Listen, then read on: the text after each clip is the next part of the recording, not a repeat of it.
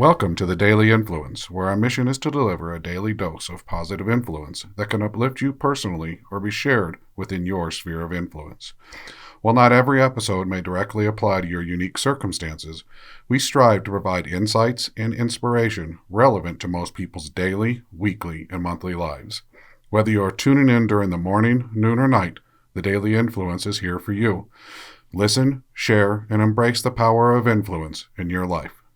Hey everybody, Brian Smith here, and it is another day of Daily Influence, and it's time for us to do a recap of Individualism, the foundation of our first book, Individual Influence, one of our key tenets of our mission, which is to help redefine what individualism really is to people and how we look at ourselves and how we look at ourselves individually as one, but also how our best self is needed to be our best for others, and how when we approach best self with that mindset, individualism becomes not a selfish thing, but a more altruistic and a more giving part of us. And it makes us better all around as people. And it's a more positive, influential environment that we'll live in if we take this approach. As we went through talking about individualism, we first talked about our attitude and how our attitude can define, self. It can define what other people think of us. It can define what we think of ourselves. In our own minds, our attitude sets, our thoughts can set our attitude. Our thoughts can make us look negative or appear negative. If we have negative thoughts, it will be shown outwardly in our body language. We went through how attitude can affect the perception of others and ourself, and how it can influence us to act in ways that's not always positive, and how a positive mental attitude can exhibit a positive influence in our environments, our areas of influence. We moved on to maturity, and how maturity isn't really about age. It's about how we react to the things around us. And it can be defined differently in different groups of people. We've all heard of the precocious youngsters who are mature beyond their age because what they're doing is mimicking the actions of the parents or the adults in their areas of influence. And they are taking on these mature attitudes, these mature tactics, these mature actions that they have as children. And similarly, immaturity comes from that also. And the tolerance of maturity is different in cultures, in areas of influence, within companies, within families. You have to help define that. What does mature mean to you? And how do we want to be perceived? There's also emotional maturity, how we handle the emotions within us, how we react to things, how our attitude is influenced by the things that happen around us, can also help define our maturity. And then there was willpower. Our individualism can be driven by our ability to manage our willpower. Our willpower is like a gas tank to keep us moving towards what's important to us and what's important to those in our areas of influence.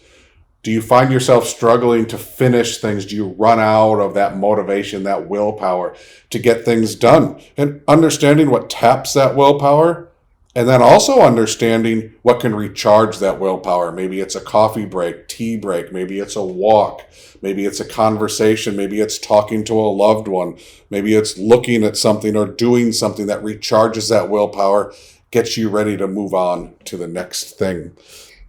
And then we went to goals, and we introduced SMART, and what SMART means to us is specific, measurable, attainable, realistic, and timely, and how we can use SMART to help us to establish foundational goals.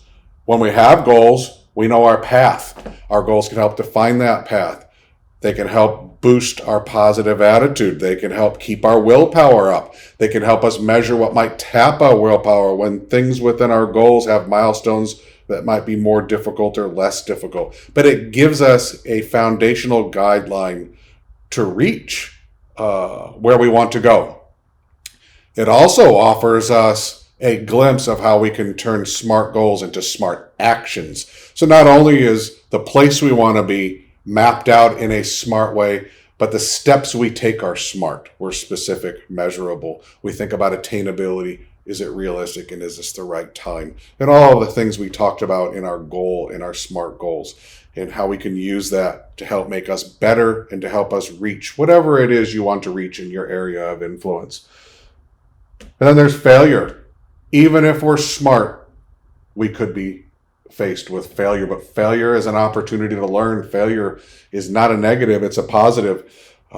We talked about Ford and Disney, about how they feel about failure and how failure is opportunity to learn, opportunity to be better, opportunity to take advantage of that, what we've learned, and make it better.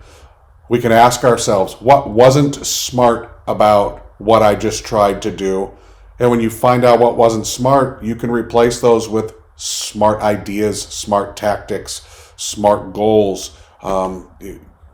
You have something to measure against. You have an opportunity to use SMART now as a way to learn from failure, apply changes to failure, and create opportunities and advantage for you to move forward and stop failing and start succeeding more often.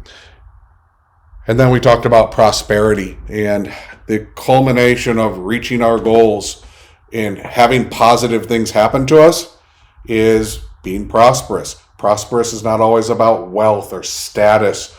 It's not some generally accepted thing. It is something that is defined by you and should be defined by you, for yourself individually, for your teams, for your companies, for your area of influence. Prosperity is anything that makes you content, anything that makes you prosperous in your area of influence for you and those around you. That's prosperity. That's individualism. That is what it is to be individual, not just for self, but for everything else. We are going to be moving past individualism into, unconscious and subconscious bias. The biases we have and how they affect us as individual humans, where they come from, what it means between subconscious, unconscious bias, what we can do with them when we learn about them, how we can use them to our advantage, and how we can identify them to reduce failures caused by these biases and make our individual influence more positive and be more responsible for that influence going forward. I hope you have an amazing day. Thanks for joining us on the Daily Influence. Bye.